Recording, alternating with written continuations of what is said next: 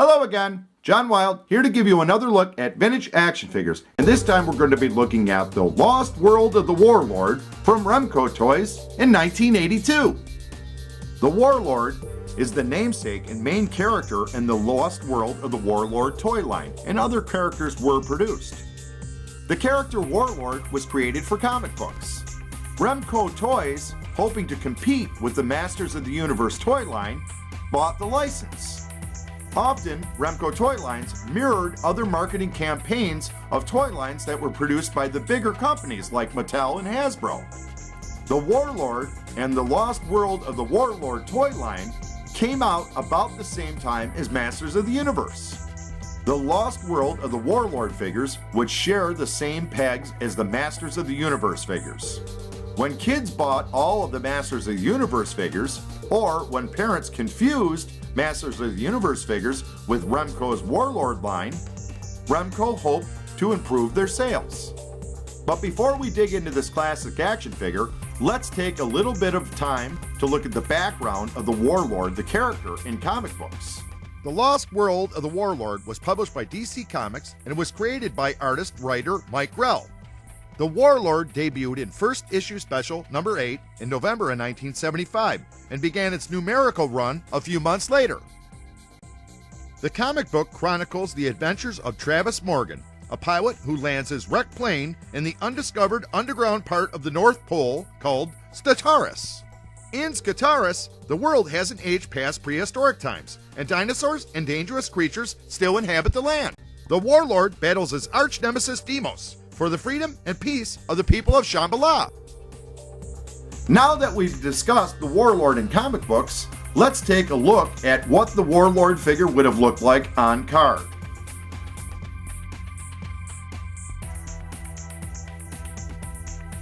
Now let's take a look at a loose figure and his accessories.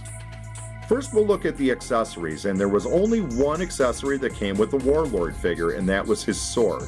It's very reminiscent of the sword that he carries in the comic book, and it's a fencing sword, and we know that because when we look at the handle here, it has guarding that would protect his hand. It has some detail here on the handle and is cast in a gray plastic. The next feature of the Warlord figure is his cape, and not a lot of these Masters of the Universe style figures came with cape. He is one of the few, and he has a very unique animal pelt and a black and white cape, which goes all the way around to the front of the figure. Now often when you find these figures loose, this cape has been cut or sliced or chopped or something like that to be able to get the cape off. The cape does not remove from the figure. When we take a look at it, the factory, they added a little piece of string to bunch it, but it's one solid piece. So when they assembled the figure, they would put the cape on and then they would put the head onto the figure. So it's relatively difficult to be able to find a Warlord figure that the cape hadn't been removed by a child sometime during the 1980s. The last feature of the figure is his wings that are on his helmet. And these, again, are not supposed to be removable. So often when you see Warlord figures out for sale, these wings are gone. They were glued onto the figure's head.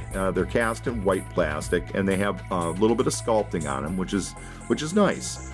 But they were not removable. They're non-removable accessory.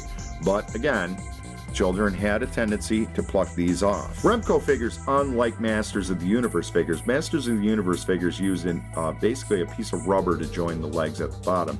The legs on Remco figures are actually there's a ball in there that the leg sticks up into. Now, a lot of times these are snapped off because there's this little ball pegs in there and the legs are off. And once the leg is broken off a Remco figure, it's very difficult to make a repair onto it. Most of the time you just got to glue the leg back on. So it had articulation, and I'm being very ginger here with the leg, but it would articulate back and forth a little bit out and back. And the feet on the Remco figures are really kind of small in comparison to a Masters of the Universe figure. Now this body, whether it be the legs or the top half of the body, were reused in numerous different toy lines that Remco made. They were used obviously for the Lost World of the Warlord figures. They were also used for the Warrior Beast line and also the AWA Wrestlers. Getting a look at the arms of the figure now, we can see that just like Masters of the Universe figure, he has one arm that would hold an accessory, and he has one open hand. Kind of makes it difficult if a figure comes with two accessories, or if you wanted to use two accessories, that was not possible. The arms are actually pegged into the body, so basically there's a peg in the chest. The arms will snap into that. They articulate up and down, all the way around basically. They're sculpted in huge Masters of the Universe style muscles. He's got on some silver wristbands, and the accessory fits very well into his hand. So we put the accessory in here and turn it around. Good fit for the accessory, won't fall out. Pretty good there. The other side here, we got his open hand. He's got some sculpting and fingernails and hand detail. Again, he's got a silver wrist gauntlet on and big, giant, huge, muscular arms. Getting a good look at the chest of the Warlord figure and the waist piece. The waist piece has some painted detail on it to match the cape, which is the black and white animal print style. Now, the Warlord in the comic book had a very long, kind of loincloth piece on. They didn't replicate that for the figure. They just kind of put some animal print on the standard waist piece for a lot of their fantasy figures and wrestling figures. He does articulate at the waist, so he does turn back and forth. But unlike Masters of the Universe figure, he does not have a spring inside of his chest that would allow him to spring back and forth. So he just articulates at the waist. There's no action gimmick there. The sculpting on the chest is pretty impressive. A lot of guys would like to have a chest like that. And when we look at the back of the figure, we see that it gives the 1982 Remco company in New York, and again, muscle detail on the back of the figure. So the final piece here we need to look at is the head sculpt, and compared to the comic book character, I'd have to say that the head sculpt is very representative of the Warlord. He's got his white eyebrows and the nice goatee and Raleigh Fingers mustache. He is wearing a silver helmet, and at the top of the silver helmet has a little bit of a sculpted detail of some kind of a, I don't know, it's a hawk or a bat or something like that on there.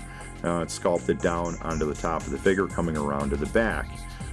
This is painted silver plastic, and a lot of the times too, the paint that they use to paint the heads looks like they used a different tone, maybe a goldish tone on the top here and a silver on the side. A lot of the times when you find these figures, the paint is going to be really scratched up on the, especially on the top of the figure, especially if the wings are gone from the helmet. But altogether, having the wings onto the helmet really makes the difference on this figure. If those wings aren't there, the figure doesn't look nearly as good. So there's been a good look at the figure. Let's take some overall looks.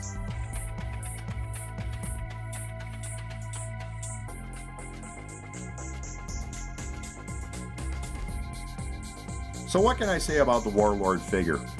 I will say this. When I was a kid, I remember some of the guys I used to hang out with had Warlord figures. They had this figure. They had some of the other varieties.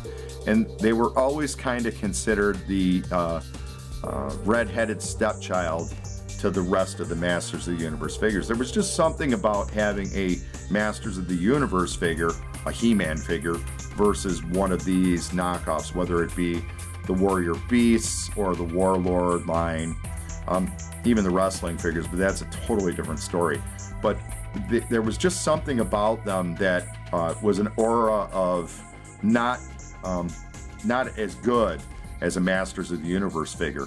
Now, given the years that have passed, a lot of collectors now value the Remco line, whether it be Warlord or the Warrior Beast, over the Masters of the Universe figure, because here's the big one. There was a lot of Masters of the Universe figures produced, probably, you know, way more than the Remco toy line. So the rarity and scarcity of the Warlord figures would make them more valuable. Although I don't necessarily know if that's true, because I've seen far more carded Warlord figures than I've ever seen of carded He-Man figures. So take it or leave it the way you want. I'm not exactly too sure.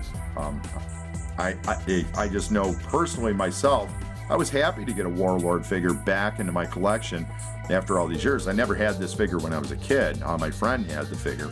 So it was something that I had, seeked out and looked for probably the past few years.